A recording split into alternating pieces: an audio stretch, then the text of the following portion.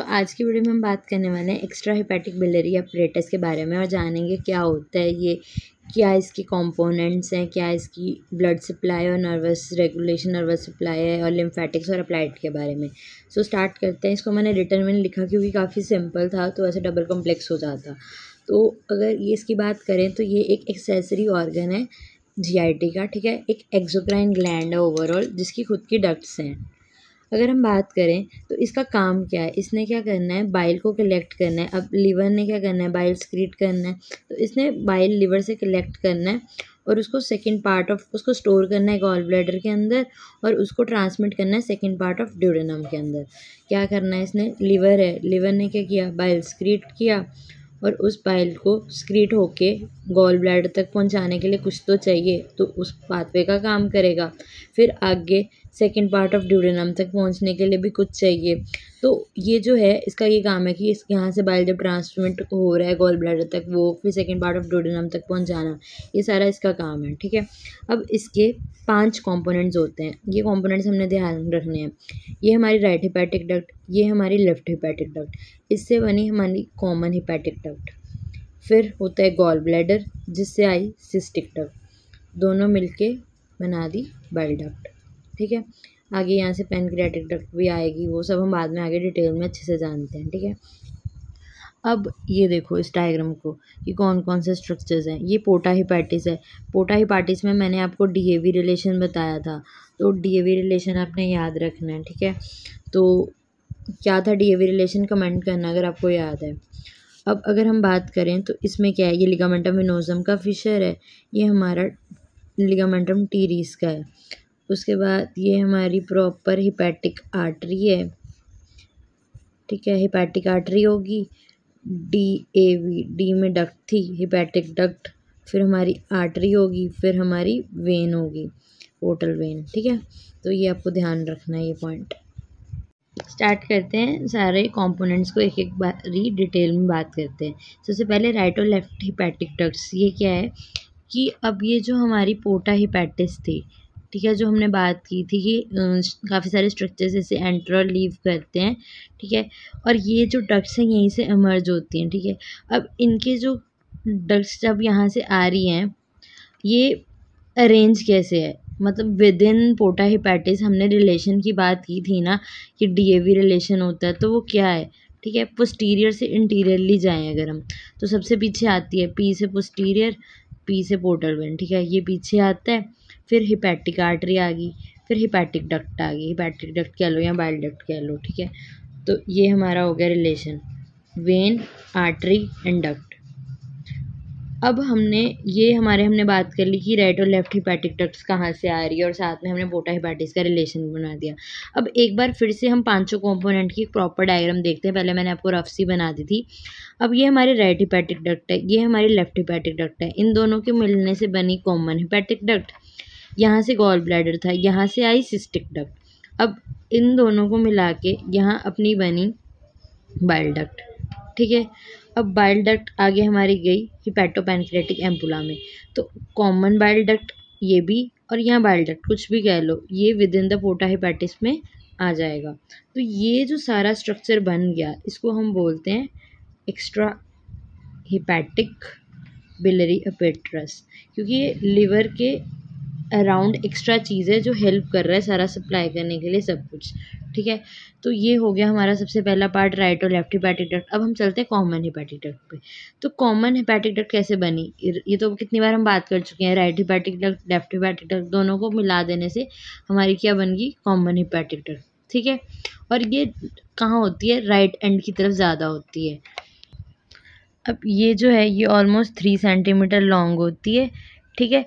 अब क्या होता है कि यहाँ से ये हमारी कॉमन हिपैटिक डक्ट आ रही है, ठीक है, और यहाँ से क्या है, सिस्टिक डक्ट आ रही है। तो यहाँ पे जो एंगल होता है उसको हम बोलते हैं सिस्टो हिपैटिक एंगल, जो बनता है, जो फाइनली आगे जाके बाइल डक्ट पे बना देता है। इसने वही सारी कहानी लिखी है। अब अगला एक पॉइंट ये इंपॉर्टेंट है कि कई बार क्या होता है, एसेसरी हेपेटिक डक्ट भी हो सकती है। अब एसेसरी हेपेटिक डक्ट क्या होती है कि ये यूजली जो हमारी राइट लोब है ना लीवर की, वहाँ से अराइज होती है और अपनी ये टर्मिनेट कहाँ होती है जाके, ये टर्मिनेट हो सकती है जहाँ, तो ये सीधी गॉल ब्लैडर में टर्मिनेट हो जाएगी। यहाँ गॉल ब्लैडर की जो सिस्टिक डक्ट है वहाँ पे टर्मिनेट हो जाएगी। यहाँ हमारी हेपेटिक डक्ट की कोई साइट है वहाँ पे हो जाएगी। यहाँ हमारी बाइल डक्ट में जाके ये टर्मिनेट हो जाएगी। तो कई बार क्या होता है, कॉमन हेपेटिक डक्ट के साथ साथ एसेसरी डक्ट भी होती है। तो ये वाला पॉइंट इसने यहाँ पे बताया है, ठीक है। तो ये आप रीड कर सकते हो। और अब ये एसेसरी हेपेटिक डक्ट है, इसका काम क्या है।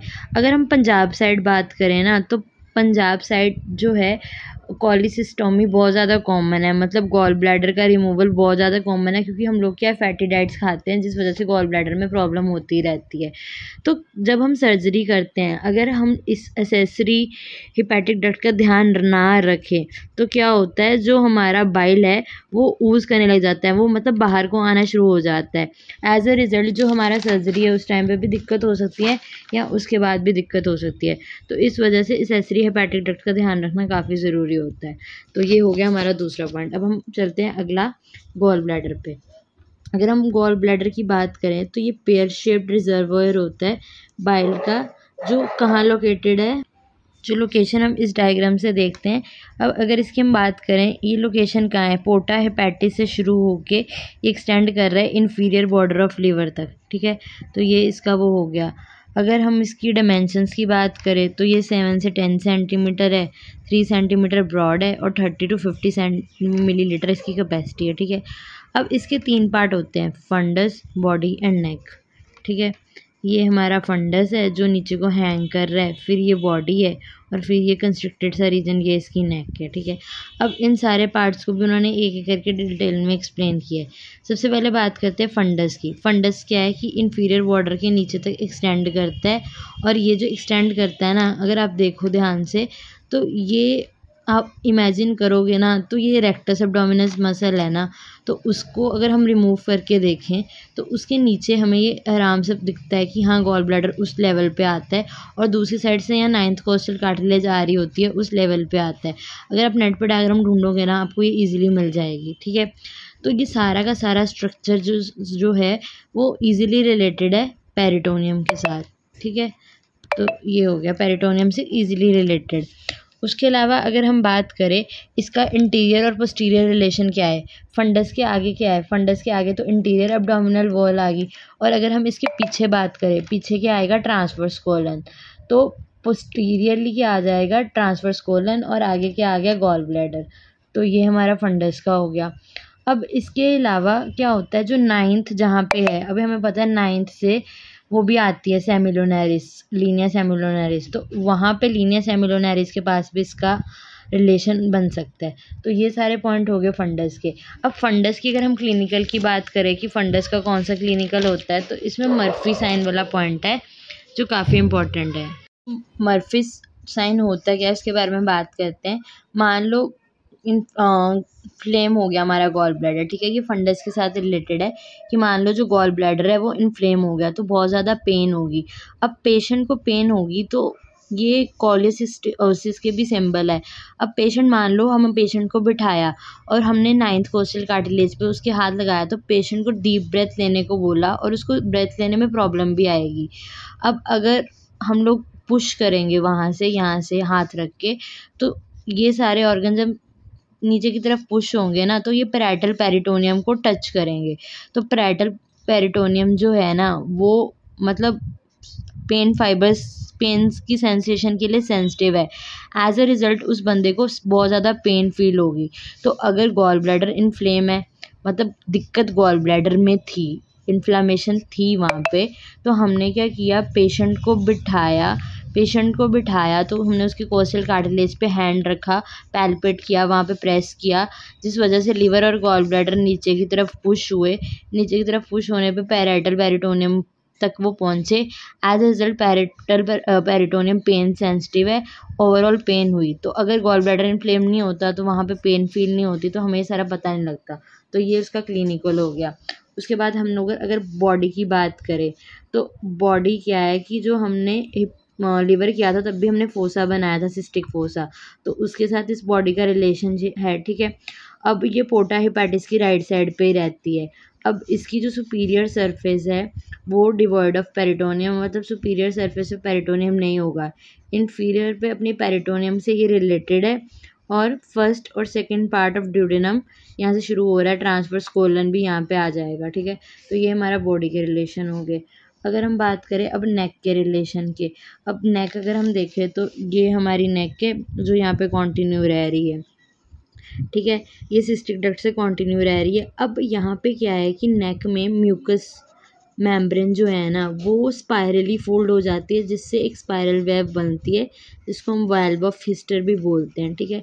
अब इस वेल्व का काम क्या है कि ये इनफ्लो और बैकफ्लो को प्रिवेंट करती है।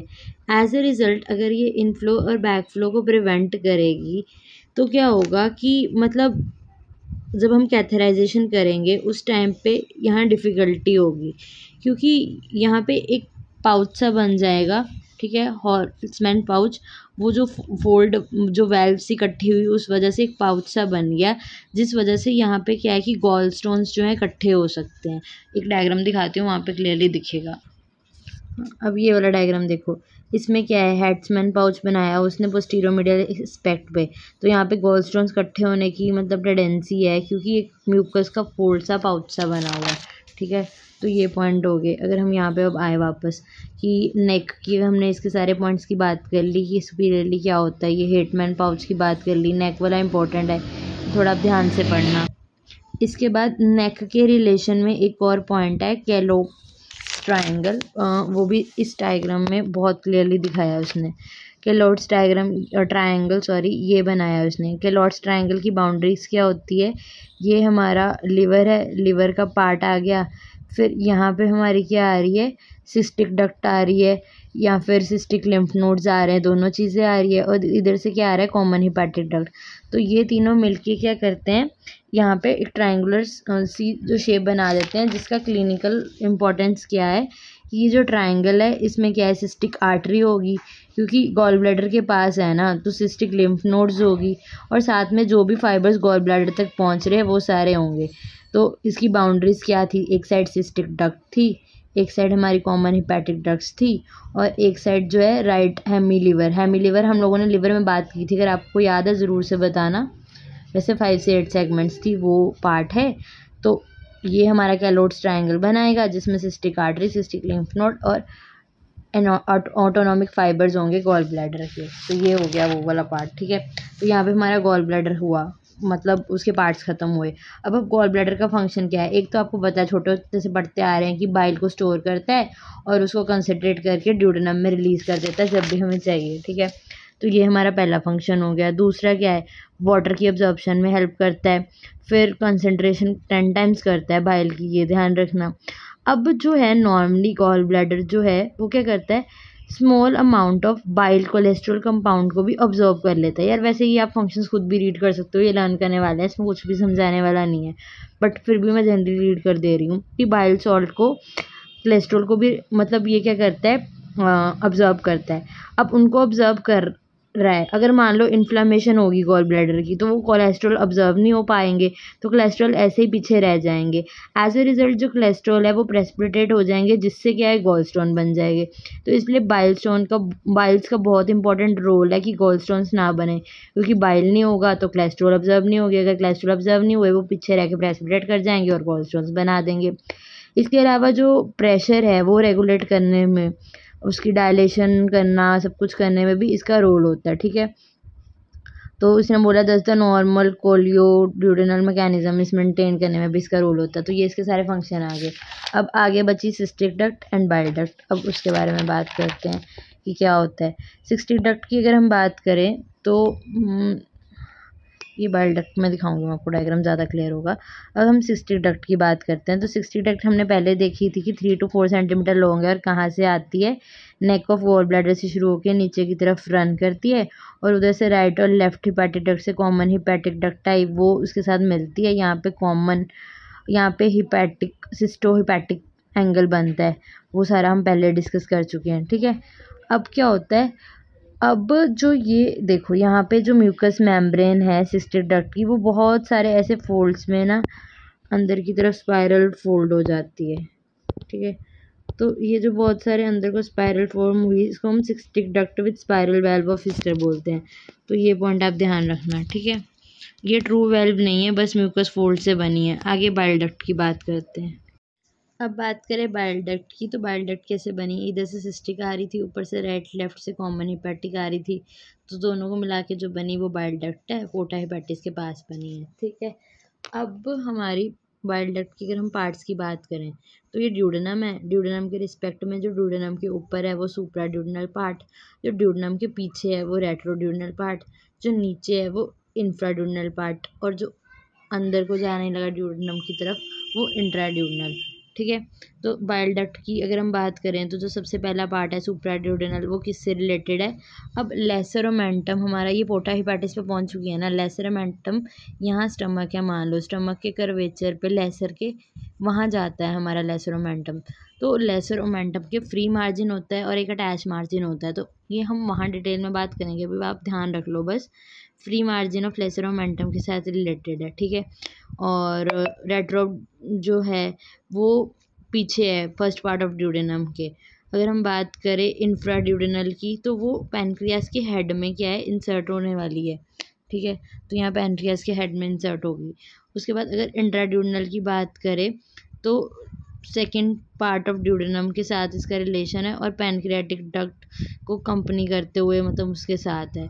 तो अगर अब इन सब के रिलेशन है कि सुप्राड्यूडेनल के आगे क्या पड़ा है, पीछे क्या पड़ा है, लेफ्ट में क्या है, फिर ऐसे ही रेट्रोड्यूडेनल के, इंट्राड्यूडेनल के। मैं आपको इसमें ना एक वो दिखाती हूँ वीडियो सी, मतलब वीडियो नहीं, जैसे हमने लीवर में किया था 3D में, तो उसके साथ आप थोड़ा बहुत याद रख सकते हो कि क्या इसके आगे पीछे जा रहा है, क्योंकि ऐसा जिसको ध्यान रखना बहुत मुश्किल है।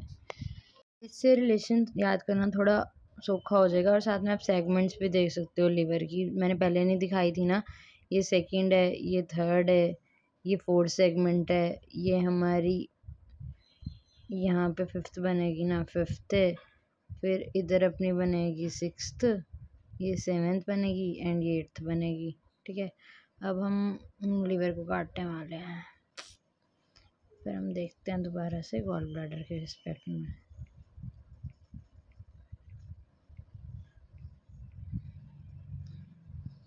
ये रहा गॉल ब्लैडर। अब इसके आगे से तो काट दिया यार। अब खुद सोचो, सुप्राड्यूडेनल ये गॉल ब्लैडर है, ये है हमारी पोर्टल वेन, ये वेना कावा, ये हमारी बाइल डक्ट मिल गई। ये बाइल डक्ट का अब हमने सुप्राड्यूडेनम, इंफ्राड्यूडेनम, अब पहले ड्यूडेनम लेके आते हैं। शिट, यहाँ पे मतलब ड्यूडेनम आएगी ना, अब समझ लो वो सारे दोबारा कटिंग करनी पड़ेगी। अब ड्यूडेनम आ रही है, तो अब उसके आसपास देखो क्या है। आगे हमने लीवर हटाया तो इंटीरियर रिलेशन याद रह जाएगा लीवर। अब पीछे देखो ये क्या है, पोर्टल वेन, तो पीछे क्या आ रही है, पोर्टल वेन। राइट में क्या है, ये क्या पड़ी है, हिपैटिक आर्टरी, तो राइट पे क्या आ रहा है, हिपैटिक आर्टरी। ये था सुप्राड्यूडेनल पार्ट। आगे हमने लीवर हटाया, पीछे क्या पड़ी है, पोर्टल वेन, और साइड पे क्या था, हिपैटिक आर्टरी। साथ में पोर्टल वेन के साथ क्या होगा, एपिप्लोइक फोरामेन भी होगा। क्यों? क्योंकि लेसर मोमेंटम से ग्रेटर मोमेंटम की तरफ ट्रांसफ़र हो रहे हैं ना, तो वो तो ऑब्वियस है। उसके बाद बात करें हम रेट्रोड्यूडेनल की, कि रेट्रोड्यूडेनल में क्या आ रहा है। तो रेट्रोड्यूडेनल में क्या है, अब ड्यूडेनम शुरू हो रही है तो फर्स्ट पार्ट ऑफ ड्यूडेनम आ जाएगा। अब पीछे क्या पड़ी है, इन्फीरियर वेना कावा, तो इन्फीरियर वेना कावा आ गई। और लेफ्ट की तरफ क्या है, गैस्ट्रोड्यूडेनल आर्टरी आ जाएगी, जो यहाँ पे इसने दिखाई नहीं, अगर हम आर्टरीज करें ना फिर दिखेगी। ये पैनक्रियाटोडुडेनल है, ये हमारी सुपीरियर पैनक्रियाटोडुडेनल है, मतलब यहाँ होएगी कहीं इतनी सारी आर्टरीज में से, ठीक है। अभी वो याद रख लेना गैस्ट्रोड्यूडेनल है। अब इसके नीचे वाले पार्ट में आ जाए, तो आगे वाली साइड पे क्या आ जाएगा, हेड ऑफ पैनक्रियास आ जाएगा, और पीछे क्या है, इन्फीरियर वेना कावा। तो थोड़ा बहुत तो आपको याद हुआ ना कहाँ क्या चीज़ें आ रही हैं। बात करते हैं इंट्राड्यूडेनल, मतलब ये ड्यूडेनम के अंदर घुस चुकी है। तो ये हमारी बाइल डक्ट थी, यहाँ से हमारी बाइल डक्ट है, और साथ में यहाँ पे क्या है, पैनक्रियाटिक डक्ट। अब विद इन द वोल ये दोनों डक्ट क्या है, यूनाइट कर रही हैं और यहाँ पे क्या बना रही है, हिपैटो पैनक्रियाटिक एम्पुला। तो यहाँ पे एक तो हमारी आ गई पैनक्रियाटिक डक्ट और एक हमारी बाइल डक्ट वो आएगी, ये मैंने गलत लिखा है, ठीक है। तो ये हमारी आ गई, ये हमारी बन गई हिपैटो पैनक्रियाटिक, नाम से पता लग रहा है हिपैटिक डक्ट और पैनक्रियाटिक डक्ट। तो वो यहाँ पे एक एम्पुला बना रही है, हिपैटो पैनक्रियाटिक एम्पुला, जो हमारा कहाँ जाके ओपन हो रहा है, मेजर ड्यूडेनल पैपिला में। दो पैपिला थे, एक था मेजर ड्यूडेनल पैपिला, एक था minor duodenal papilla. Major 8 to 10 centimetre था, माइनर 6 to 8 सेंटीमीटर था पाइलोरस के। तो ये खुल रहा है मेजर पे, ये ध्यान रखना, ठीक है। अब बात करें पैनक्रियाटिक डक्ट, तो 3 हमारे स्पिंस्टर्स जो है ना इससे रिलेटेड है। तो एक तो इन्होंने दिखाया हुआ है स्पिंस्टर, जो हमारा ये सबसे एंड पे है, जो हमारा ये अपना हिपैटो पैनक्रियाटिक एम्पुला के साथ रिलेटेड है, वो हमारा कौन सा है, स्पिंस्टर ऑफ ओडी या स्पिंस्टर एम्पुले। तो ये आपने ध्यान रखना, ठीक है, स्पिंस्टर ऑफ ओडी या स्पिंस्टर एम्पुले। दूसरा हमारा है जो हमारा बीच में है, अब बीच में वो कहाँ पे है, ये हमारा terminal part of pancreatic duct, मतलब जहाँ पे पैनक्रियाटिक डक्ट खत्म हो रही है वहाँ पे क्या होगा, स्पिंस्टर पैनक्रियाटिस होगा। उसके अलावा एक हमारा है जंक्शन पे दोनों की, ये दोनों की जंक्शन पे ये हमारा है स्पिंस्टर ऑफ बॉयडन या स्पिंस्टर कोलाइडोकस, ठीक है, जो भी नाम है ये आप ध्यान रख लेना। तो 3 स्पिंस्टर है, एक पहला जंक्शन ऑफ पैनक्रियाटिक डक्ट और बाइल डक्ट पे, स्पिंस्टर ऑफ बॉयडन भी बोलते हैं इसको। दूसरा हमारा है स्पिंस्टर पैनक्रियाटिस जो हमारा पैनक्रियाटिक डक्ट के लेवल पे है, और तीसरा स्पिंस्टर ऑफ बॉडी, ठीक है। अब क्या होता है, जो स्पिंस्टर है ना ये वाला, ये हमेशा ही प्रेजेंट होता है पहले वाला, बाकी दोनों शायद ही प्रेजेंट हो सकते हैं। अब नॉर्मली ये क्या होता है, lower end of bile duct पे है ना, तो उसको क्या करता है, बंद रखता है कि बाइल डक्ट खुले ना, और जो हमारा जो बाइल है वो वहाँ इकट्ठा होता रहे। और जब भी एडिक्वेट अमाउंट की फैटी मील हमारी इकट्ठी हो जाएगी ना, तब ये पोर करेगा सर्क्रीशंस को कि हाँ अब तो जा ले जा। जैसे मान लो ये पैनक्रियाटिक डक्ट है, तो यहाँ पे इकट्ठा बाइल डक्ट है, तो यहाँ पे इकट्ठा होता रहेगा। बाद में जब ड्यूडेनम में सफिशिएंट अमाउंट का फैटी सब्सटेंस आ चुका है, फिर ये रिलीज़ करेगा। तो 3 डक्ट है, स्पिंस्टर कोलाइडोकस जो बॉयडन वाला है, स्पिंस्टर ऑफ बॉयडन, स्पिंस्टर पैनक्रियाटिस और स्पिंस्टर एम्पुले मतलब, और स्पिंस्टर ऑफ ऑडी, ठीक है। उसके बाद अगर हम बात करें, अब इसके वास्कुलर सप्लाई है, वीनस ड्रेनेज है, लिम्फेटिक एंड नर्व सप्लाई है। अब मैं पढ़ूंगी तो तुम बोर हो जाओगे, बेशक कि अब इससे आगे ना भी देखो, ये खुद भी रीड करोगे तो हो जाएगा, बट एक मैं जनरल ओवरव्यू दे देती हूँ। इसमें क्या है, सिस्टिक आर्टरी है, मतलब गॉल ब्लैडर है तो उसकी आर्टरी होगी, वो मेजर सप्लाई करती है सारी चीज़ों को, सिस्टिक डक्ट, हिपैटिक डक्ट्स वगैरह इन सबको मेजर सप्लाई सिस्टिक आर्टरी करती है। इसके अलावा पोस्टीरियर सुपीरियर पैनक्रियाटोड्यूडेनल आर्टरी है, तो ये भी सप्लाई कर सकती है। इसके अलावा राइट हिपैटिक आर्टरी कर सकती है। तो कौन कौन सी है, cystic artery, right hepatic artery, posterior superior pancreaticoduodenal artery, ये सप्लाई करती हैं, ठीक है। अब सिस्टिक आर्टरी आती कहाँ से है, लेफ्ट और राइट 2 हिपैटिक आर्टरी होती है ना, तो cystic artery right hepatic artery की ब्रांच है, उससे अराइज होती है, ये इंपॉर्टेंट है, ये ध्यान रखना, ठीक है। और यहाँ से अराइज होके ये हिपैटिक, कॉमन हिपैटिक और सिस्टिक डक्ट के पीछे से चले जाती है। फिर जो हमारी सिस्टिक आर्टरी है वो 2 में डिवाइड हो जाती है, एक सुपरफिशियल और डीप। कहाँ जाके डिवाइड होती है, कॉमन हिपैटिक और सिस्टिक डक्ट के पीछे जाके। अब बात करें वीनस ड्रेनेज की, तो जो सुपीरियर सरफेस है और जो ऊपर वाला एरिया वो सारा ड्रेन होता है ट्रिब्यूटरीज ऑफ हिपैटिक वेन्स को, ठीक है। दूसरा हमारा सिस्टिक वेन्स है, एक हमारी पोर्टल वेन्स आ जाएंगी। आर्टरीज थी cystic artery, posterior superior pancreaticoduodenal artery और राइट हिपैटिक आर्टरी, ठीक है। और इधर हमारा क्या आ जाएगा, ट्रिब्यूटरीज ऑफ हिपैटिक वेन्स आ जाएंगी, सिस्टिक वेन्स, पोर्टल वेन्स, ये सारा कुछ आ गया। उसके बाद अगर हम बात करें लिम्फेटिक ड्रेनेज की, तो लिम्फ क्या है, सिस्टिक नोड, यार कुछ और याद ना आए ना, सिस्टिक और हिपैटिक घुसा आना, ठीक है, और वेन में बोतल। लिम्फेटिक, अगर लिम्फेटिक की बात करें सिस्टिक नोड होगी। फिर यार बहुत ज़्यादा बोरिंग हो रहा है, तुम लोग खुद रीड कर लेना, नर्व सप्लाई में सिस्टिक प्लेक्सिस बना देना, रेड फ्रेनिक और ये सब कुछ से आगे अपना आ जाता है ये सारा सिंपैथेटिक और पैरासिम्पैथेटिक का। मैं एक बार समझा देती हूँ फिर हम अप्लाइड पे चलते हैं। अब अगर लिम्फेटिक्स की बात ध्यान से करें, सिस्टिक नोड है, ठीक है, और मतलब इसने सिस्टिक नोड से कहाँ से आ रहा है, गॉल ब्लैडर से, सिस्टिक डक्ट से, हिपैटिक डक्ट से और upper part of bile duct से। ये सारे कहाँ पोर कर रहे हैं, सिस्टिक नोड पे, ठीक है, जो कहाँ लोकेटेड है, एपिप्लॉइक फोरामेन के इंटीरियर बॉर्डर पे। ठीक है, उसके बाद बात करें सिस्टिक नोड कहाँ लाई करती है। सिस्टिक जो हमारी सिस्टिक डक्ट है और जो हमारी कॉमन हिपैटिक डक्ट है, ये सिस्टिक डक्ट है, ये कॉमन हिपैटिक डक्ट है। तो यहाँ पे जो हमारा वो ट्रायंगल था उसके अंदर हमने बात भी की थी कि सिस्टिक नोड होती है, जो हमारा कैलोट्स ट्रायंगल था उसमें हमने दिखाई भी थी। तो इसमें आप देखो, ये देखो सिस्टिक लिम्फ नोड हमने दिखाई भी थी। ठीक है, तो ये सिस्टिक लिम्फ नोड होगी। उसके बाद ये क्या होती है, ये लिम्फ नोड इनलार्ज होती रहती है जब हमारे मतलब कोई भी दिक्कत होती है, कोलेसिस्टेसिस होता है, तब ये इनलार्ज हो जाती है। उसके बाद बात करें जो लोअर पार्ट है बाइल डक्ट का, वो कहाँ ड्रेन करता है, लोअर एंड अपर पैनक्रियाटोसिप्लैनिक नोड्स पे, हिपैटिक और अपर पैनक्रियाटोसिप्लैनिक डक्ट्स पे ये करता है। अब नर्व सप्लाई की बात करें तो सिस्टिक प्लेक्सिस है, अगर प्लेक्सिस है तो सिंपैथेटिक भी होगा, पैरासिम्पैथेटिक भी होगा। ठीक है, तो सिस्टिक प्लेक्सिस कहाँ से ड्राइव होता है, जो हिपैटिक प्लेक्सिस होते हैं वहाँ से ड्राइव होता है, और कुछ फाइबर्स इकोलिक प्लेक्सिस से भी लेता है। ठीक है, और इसमें क्या है, वेगस है, वेगस क्या है, पैरासिम्पैथेटिक होती है। राइट फ्रेनिक नर्व डायफ्राम के साथ इसका रिलेशन है, क्योंकि लिवर भी है कहीं ना कहीं रिलेटेड, तो राइट फ्रेनिक नर्व। उसके बाद पैरासिम्पैथेटिक की बात करें तो पैरासिम्पैथेटिक नर्व्स नॉर्मली इनहिबिशन करती है, बट अगर हम गॉल ब्लैडर के मस्कुलेचर की बात करें तो वहाँ इसकी स्टिमुलेटरी एक्शन है, और स्पिंस्टर पे तो इनहिबिटरी ही है। तो सिंपैथेटिक का उससे उल्टा कर दो, नॉर्मली क्या है, स्पिंस्टर्स को स्टिमुलेट करेगा, बाकियों को इनहिबिट कर रहा है। अब बात करें जो गॉल ब्लैडर है, उससे जो पेन फाइबर्स हैं वो ट्रैवल करते हैं वेगस से, और सिंपैथेटिक फाइबर्स क्या है कि वो ट्रैवल करते हैं फ्रेनिक नर्व से। तो इसमें क्या है, रेफर्ड पेन के चांसेस, हमने और भी काफ़ी जगह रेफर्ड पेन की बात की है। ठीक है, तो अब क्या है कि पेन फाइबर्स, गैल ब्लैडर में कोई भी दिक्कत होगी, यहाँ से जो है हमारे पेन फाइबर्स जा रहे हैं वेगस के थ्रू, तो ये हमारे इधर उधर जा सकते हैं। ठीक है, तो इसके बारे में हम बात करते हैं कि क्या स्पेसिफिक होता है।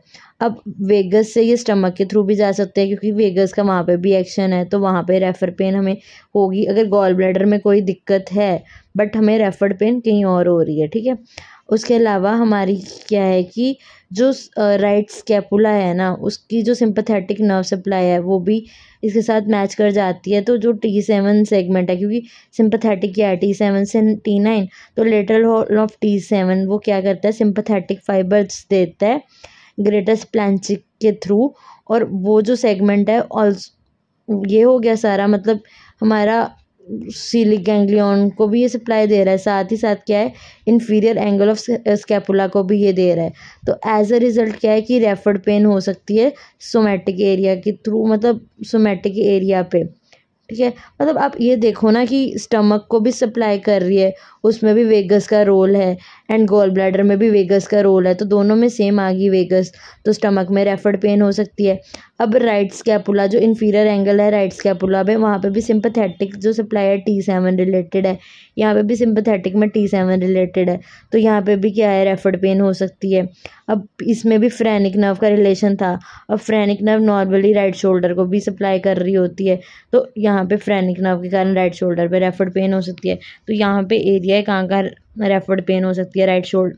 मान लो गॉल ब्लैडर की प्रॉब्लम है और रेफर्ड पेन हमें राइट शोल्डर में हो सकती है, इन्फीरियर एंगल ऑफ स्कैपुला पे हो सकती है, और स्टमक का ये एपिगैस्ट्रियम वाले रीजन पे हो सकती है। ठीक है, तो ये इसका हो गया। अब बात आती है इसकी अप्लाइड की।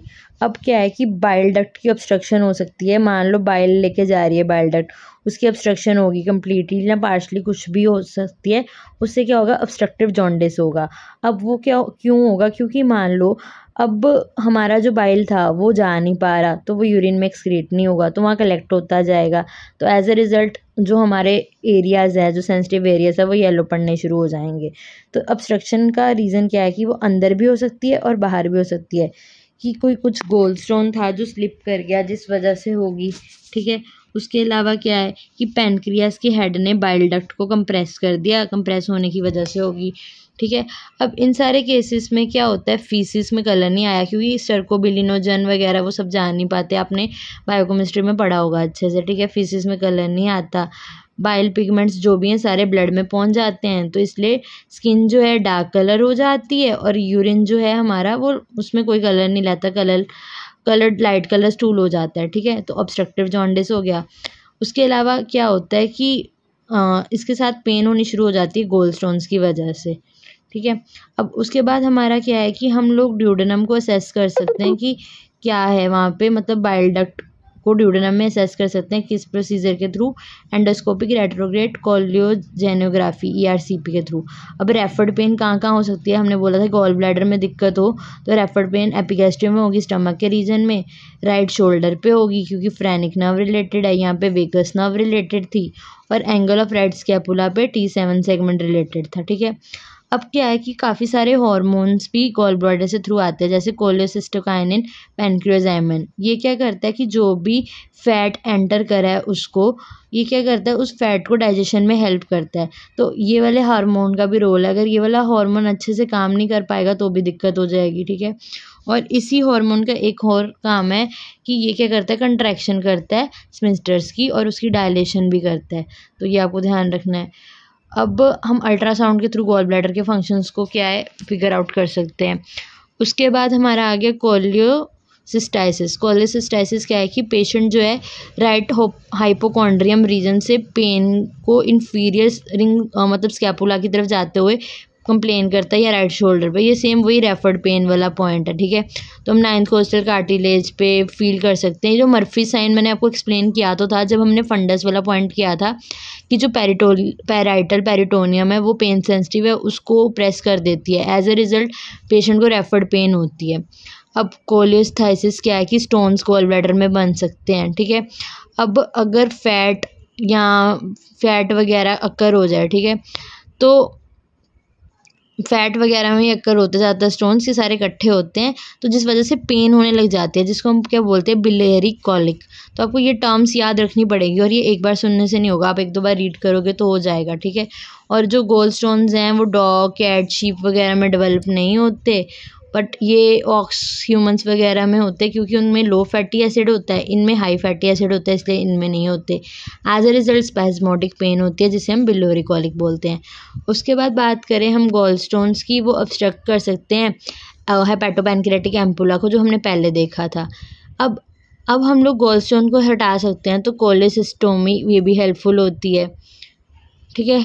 तो ये हो गया। इसके अलावा और भी 1-2 पॉइंट्स रह गए बस, कि सबसे ज़्यादा अगर मान लो हमारे टाइफाइड हुआ तो जो लीशंस है वो गॉल ब्लैडर पे बहुत ज़्यादा कॉमन होती है, तो एज अ रिज़ल्ट ये एरिया इन्फेक्टेड होता रहता है, तो यहाँ पे इसको मतलब सर्जिकली रिमूव करना पड़ सकता है, क्योंकि यहाँ पे टाइफाइड बैसिली जो है वो ग्रो कर सकता है, यहाँ ग्रोथ हो सकती है, ठीक है। उसके अलावा हमारा कॉर्विजर लॉ है, उसमें क्या है कि मान लो हमारा ऑब्स्ट्रक्शन हुई है बाइल डक्ट की, अब वो एक्सट्रिंसिक भी हो सकती है, इंट्रिंसिक भी हो सकती है, ठीक है। तो अगर तो एक्सट्रिंसिक बाहर की किसी रीज़न की वजह से हुई है, जैसे कार्सिनोमा पैनक्रियास की वजह से, तो हमारा गॉल ब्लैडर डायलेट कर जाएगा। बट वही ऑब्स्ट्रक्शन अगर अंदर वाली चीज़ों की वजह से हुई है तो कोई भी डायलेशन नहीं होगी, या कोई भी कुछ नहीं होगा, क्योंकि अंदर की तरफ फाइब्रोसिस होनी शुरू हो जाएगी, ठीक है। अब गॉल ब्लैडर ड्यूडेनम से रिलेटेड है, तो इंटस्टाइनल ऑब्स्ट्रक्शन में भी रिलेटेड हो सकता है, क्योंकि जो गॉल ब्लैडर के स्टोन्स है वो अंदर की तरफ पेनिट्रेट कर सकते हैं, जिस वजह से इंटेस्टाइन में ऑब्स्ट्रक्शन हो जाएगी। कैलो ट्रायगल हम पहले पढ़ चुके हैं। तो ये सारा था हेपेटिक बिलियरी एपरेटस का। कोई और डाउट होगा तो बताना।